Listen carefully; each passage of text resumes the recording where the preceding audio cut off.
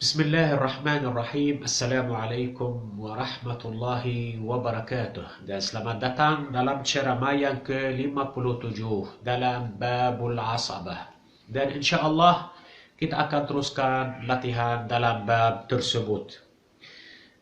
Latihan pertama, Al-Mithalul Awal. Sekiranya si Maid meninggalkan seorang ayah, anak perempuan, dan saudara lelaki seayah. Di sini anak perempuan akan dapat separuh sebagai fardu karena dia satu dan tidak ta'sib. Ayah akan dapat 1/6 fardu ditambah dengan ta'sib karena si mayat mempunyai keturunan perempuan. Dan saudara lelaki seayah mahjub oleh ayah karena ayah lebih dekat kepada si mayit dan dia dapat menghalangi saudara lelaki seayah karena mereka berbeda arah dan keakraban ayah si mayit kepada si mayit lebih daripada saudara lelaki seayah. Jadi pangkal masalah dari 6, 1/6 fardu untuk ayah,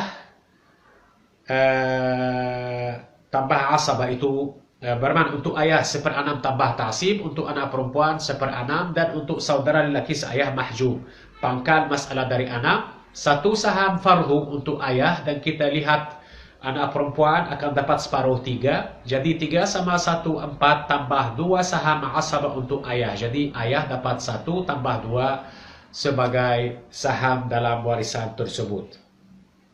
Latihan seterusnya, Al-Mithalul Thani. Sekiranya si mayit meninggalkan seorang atuk, anak perempuan, dan anak saudara lelaki seayah. Di sini, seorang atuk akan dapat 1/6 fardu dan ditambah dengan asabah karena si mayit meninggalkan keturunan perempuan. Anak perempuan akan dapat separuh dari warisan tersebut dan anak saudara lelaki seayah mahjub oleh atuk karena atuk punya kedudukan lebih diutamakan daripada anak saudara lelaki atau daripada saudara lelaki itu sendiri.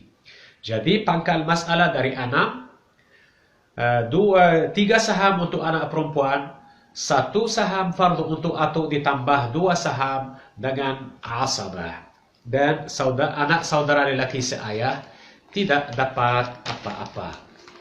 Latihan seterusnya, Al-Mithalul Thalith. Sekiranya seorang istri meninggalkan seorang suami dan suami itu juga adalah anak saudara kandung kepada istrinya. Jadi seorang istri tinggalkan seorang suami sahaja sebagai pewaris, dan si suami itu dia suami si mayat istrinya itu, dan juga dia punya hubungan kerabat dengan istrinya sebagai anak saudara kandung. Jadi si suami sini akan dapat warisan separuh karena si mayit tidak tinggalkan keturunan apa-apa, dan ditambah dengan asabah sebagai anak saudara kandung. Jadi pangkal masalah dari 2, separuh itu 1 sebagai fardu ditambah 1 dengan asabah. Jadi si suami itu akan dapat semua warisan tetapi dengan 2 sabab berbeda. Sabab sebagai suami dan 1 sabab sebagai anak saudara kandung. Latihan seterusnya, Al-Mithalul Rabi'. Sekiranya si istri meninggal dan dia tinggalkan suami, si suami itu juga adalah anak saudara lelaki kandung kepada istrinya, dan dia tinggalkan juga anak perempuan dan saudara lelaki kandung. Di sini si suami akan dapat 1/4 sebagai fardu karena si mayit istri itu tinggalkan keturunan. Anak perempuan akan dapat separuh fardu karena dia satu dan tidak ta'sib, manakala saudara lelaki kandung akan dapat sisa warisan dengan asabah. Jadi si suami di sini hanya dapat warisan dengan fardu dan tidak dapat warisan dengan ta'sib sebagai anak saudara karena saudara itu lebih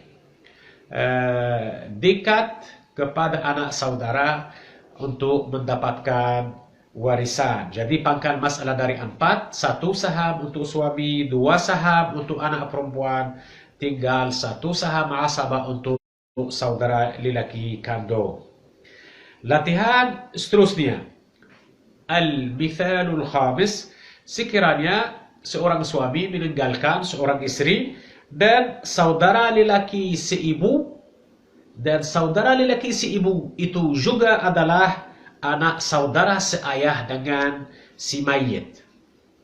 Seorang istri dan anak saudara dan saudara lelaki si ibu, dan saudara lelaki si ibu itu adalah anak saudara seayah dengan si mayit. Di sini si istri akan dapat 1/4 sebagai fardu karena si mayit suaminya itu tidak tinggalkan keturunan, dan saudara lelaki si ibu itu fardunya 1/6 ditambah asabah sebagai anak saudara seayah dengan si mayit. Jadi pangkal masalah dari 12, 3 saham untuk si istri ditambah 2 saham fardu untuk saudara lelaki si ibu dan ditambah 7 saham dengan asabah. Jadi saudara lelaki si ibu yang juga dia anak saudara seayah dengan si mayit akan dapat 2 tambah 7, 9 saham, dan istri akan dapat 3 saham. Wassalamualaikum warahmatullahi wabarakatuh.